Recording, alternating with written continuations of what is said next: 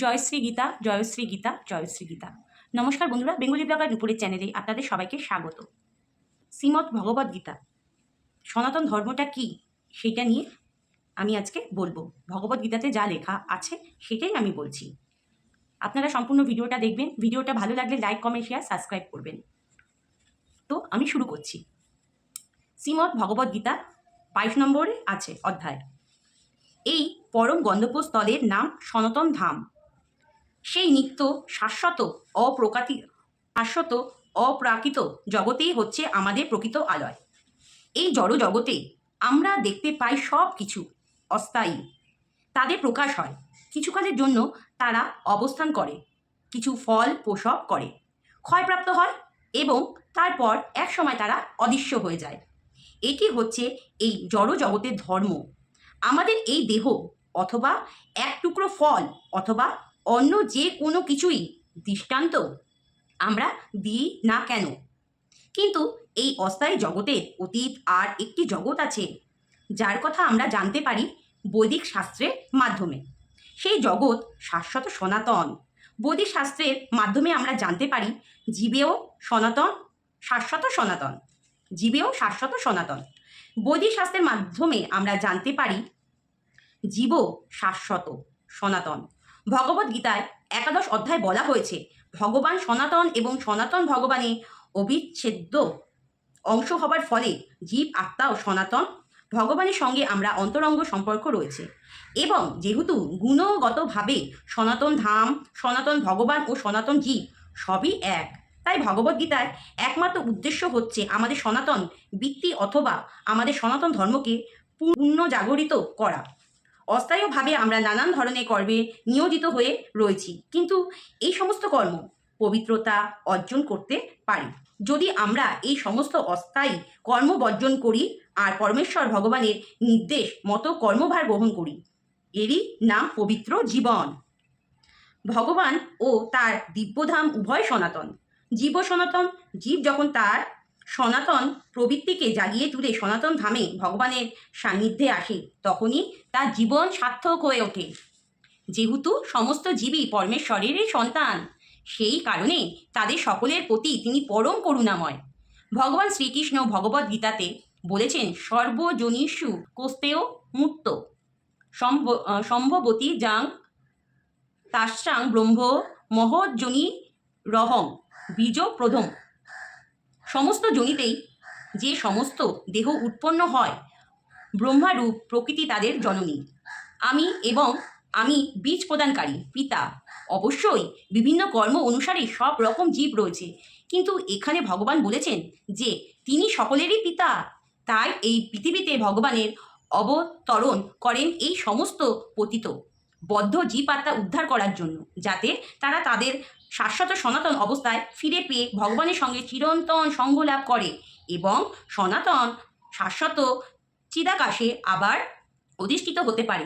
ভগবান স্বয়ং বিভিন্ন অবতার রূপে অবতরণ করেন।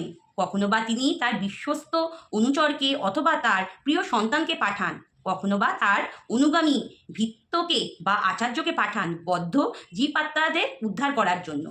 তাই সনাতন ধর্ম বলতে কোনো প্রসারিত ধর্ম পদ্ধতিকে বোঝায় না। এটি হচ্ছে পরম শাশ্বত ভগবানের সঙ্গে যুক্ত নিত্য শাশ্বত জীব সকলের নিত্য ধর্ম। আগেই বলা হয়েছে সনাতন ধর্ম হচ্ছে জীবের নিত্য ধর্ম। নাম হচ্ছে শ্রীপাদ রামানুজাচার্য। সনাতন শব্দটি ব্যাখ্যা করেছেন, বলেছেন যার কোনো গুরু নেই এবং শেষ নেই।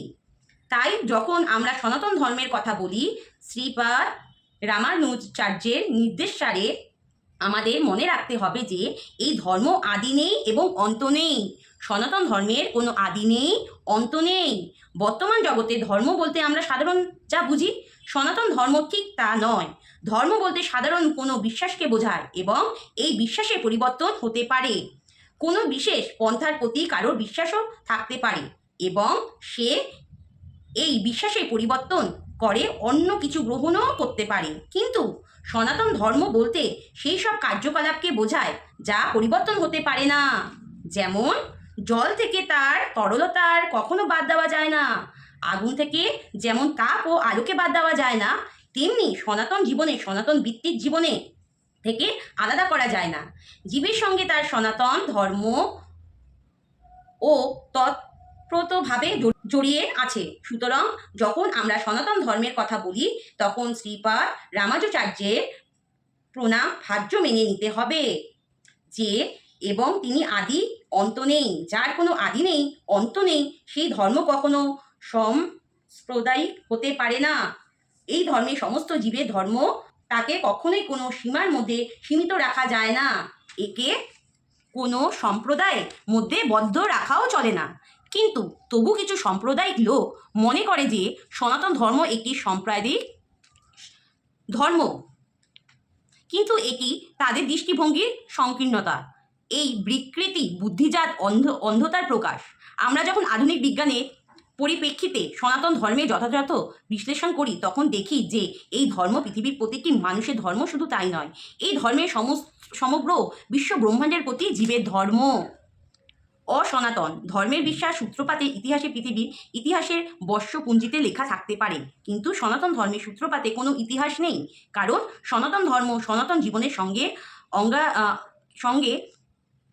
অঙ্গীভাবে যুক্ত থেকে চিরকালই বর্তমান। জীব সম্বন্ধে শাস্ত্রে বলা হয়েছে যে সে জন্ম মৃত্যু অতীত। ভগবদ্গীতাতে বলা হয়েছে যে জীবের জন্ম নেই, মৃত্যুও নেই, সেই শাশ্বত, অবিনশ্বর এবং তার দেহের মৃত্যু হলেও তার কখনো মৃত্যু হয় না। সনাতন ধর্ম বলতে যে ধর্ম বোঝায় তা আমাদের বুঝতে হবে। ধর্ম কথাটি সংস্কৃতের অর্থের মাধ্যমে ধর্ম বলতে বোঝায় যা অপরিহার্য অঙ্গরূপে কোনো কিছুর সঙ্গে অঙ্গাঙ্গিভাবে জড়িত থাকে। যেমন তাপ ও আলোকে, এই দুটি গুণ আগুনের সঙ্গে অঙ্গাঙ্গিভাবে জড়িত। তাপ ও আলোক ছাড়া আগুনের কোনো রকম প্রকাশ হতে পারে না। তেমনি জীবের অপরিহার্য অঙ্গ কি? জীবের অস্তিত্বে প্রকাশ কিভাবে হয়? জীবের অস্তিত্বের প্রকাশ কিভাবে হয়? হয়তো আমি পড়তে পড়তে অনেক কিছু আমার উচ্চারণে ভুল হতে পারে, আপনারা একটু মানিয়ে গুছিয়ে নেবেন। তাই নিত্য সঙ্গী রূপে যা তার সঙ্গে চিরকাল বিদ্যমান তা কি জিজ্ঞেস করছে, কোশ্চেন মার্ক। আর এই নিত্য সঙ্গী হচ্ছে তার শাশ্বত গুণ বৈশিষ্ট্য, এবং শাশ্বত গুণ বৈশিষ্ট্য হচ্ছে সনাতন ধর্ম।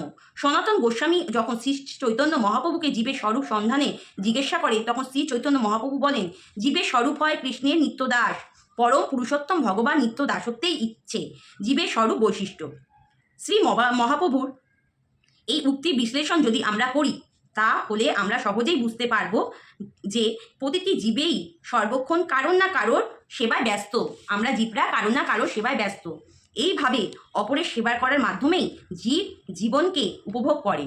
নিচু স্তরের পশুরা ভৃত্য যেভাবে প্রভুর সেবা করে ঠিক সেইভাবে মানুষ সেবা করে। মানুষের ক্ষেত্রে আমরা দেখতে পাই যে খ প্রভুকে ক সেবা করে, গ প্রভুকে খ সেবা করে, আর গ সেবা করে ঘ প্রভুকে।